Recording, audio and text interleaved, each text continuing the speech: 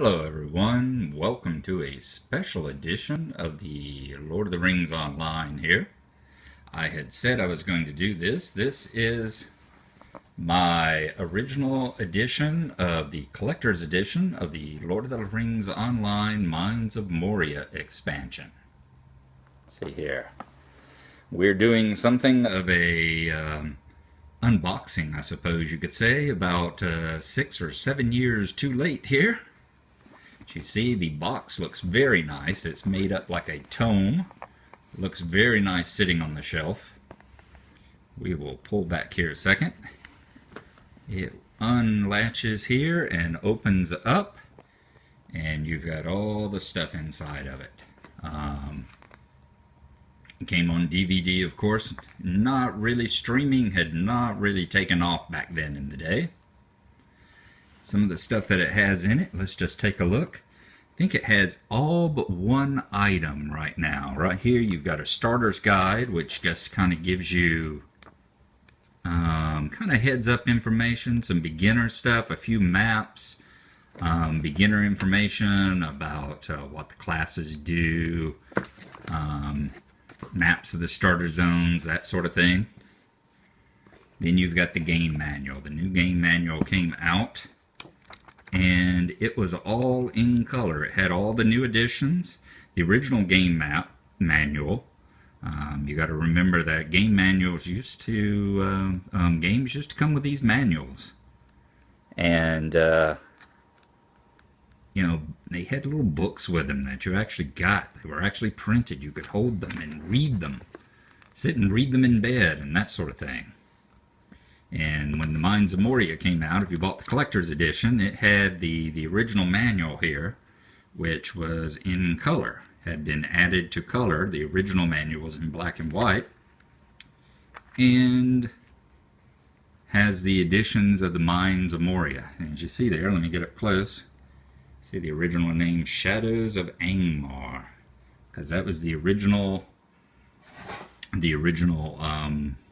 campaign that you went through.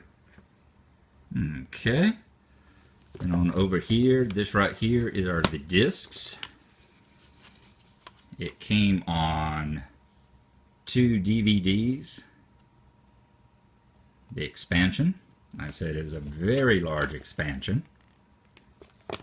We talked about before how it was in Guinness Book for having been the largest underground dungeon in any computer game.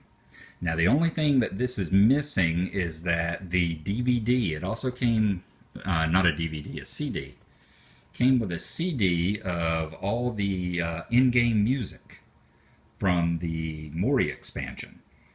You could download the original music, and y'all have heard me use the original music before in the backgrounds and stuff like that from the original game. But the collector's edition here came with a disc with all the additional music that had been composed for Moria in it as well. Next up, oh, this may be it right here. This is it right here. Indeed it is. We've got an art book. Bunch of the concept art that was used for the Mines of Moria. Fierce creature. Ooh, a mumuk. Those are the mammoth, I think.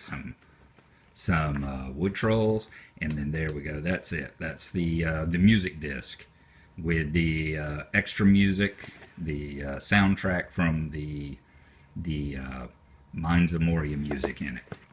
Fantastic stuff. There's a list of all the titles. Everything from the Holland Gate to the Hour of Doom, the Black Pit. Nice piece there. I've enjoyed listening to them on many a trip.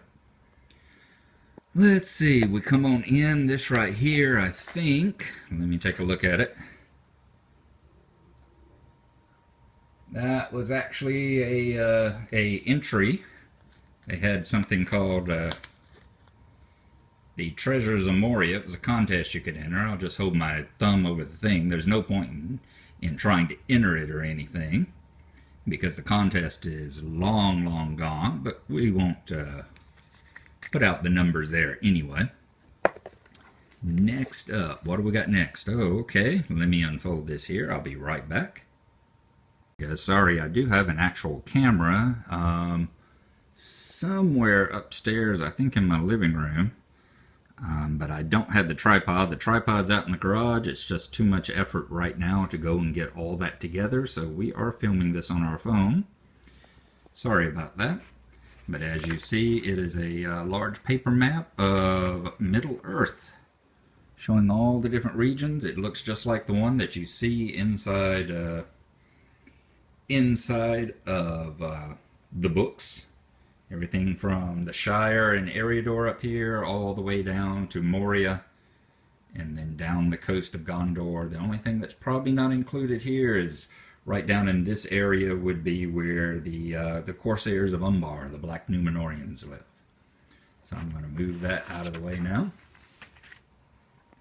Next up in the box, we've got another unfold, so let me get that.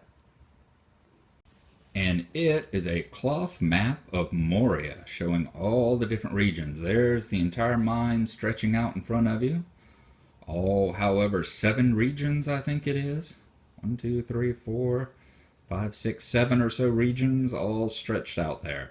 From the Holland Gate over there on the left-hand side, where you speak friend and enter, to the Dimrildale Gate, all the way over there on the right-hand side.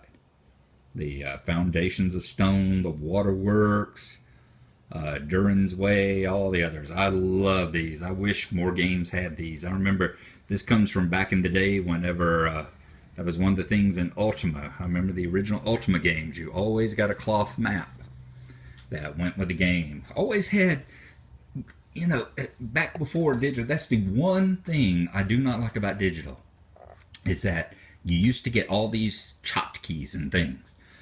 And you got them in the regular game. You know, as long as you bought the game, you know, bought like the first editions when it was first on the shelf, it would have stuff like this. You didn't have to buy collector's editions. You didn't have to spend $150. This wasn't $150, by the way. I think this cost 65 or 70 when it came out. But, you know, you didn't have to spend $150, $200 to get the collector's edition, to get all the neat stuff. All you had to do was buy it when it first came out, you know. You had the Ultima games that when you bought them, they would have a little Ankh, the Ankh symbol, or they would have a coin from Britannia, and they would all come with the cloth maps of the territory that you were looking at. Next up in the box, I think this is, take a look at it. Yep, that's the product key. That's the game keys there, and some buddy keys. It came with the actual game key that you typed in to register the game, and then the 3 buddy keys that you could pass out to your friends for. It would give them like a 2-week trial of the game. That was, remember, this was back when it was still subscription. This was back before it had gone free to play. Next up, you get something I miss, especially in the flight simulator games. You get a key command card with all the different keys laid out on it, and the default key commands based on all of them. I wish we still had these kind of things for, especially like flight simulators and that sort of thing. Although I did see that Flight Simulator 10 that I play, they've actually come out with a keyboard with all the commands actually printed on the keyboard now. Next up, we have a little poster which I will unfold. There's the Mines of Moria poster. You see here the Balrog and the famous scene. We're down here at the bottom. You got the little tiny Gandalf going up against the Balrog. Quite nice, quite nice. Boy, back when games would give you a lot of neat stuff. And finally, one last thing.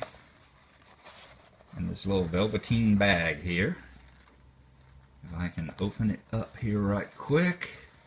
Looks like a dice bag. I have a couple of these that around the house that I carry all my dice and everything in from back in my Dungeons and Dragons days. We'll just dump it out here. And there you go. You got a chain, and on the chain is the One Ring with the inscriptions on the outside.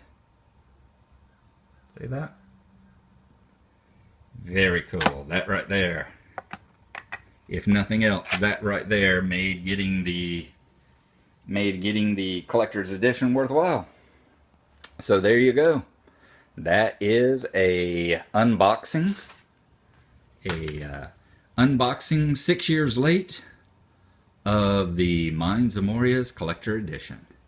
And I hope you have enjoyed it. Thank you for watching, and I said a little special thing here. Tomorrow we will put up a new episode as we actually continue on the Epic Line journey outside the walls of Moria. So we'll see you then. Thank you for watching, and bye-bye.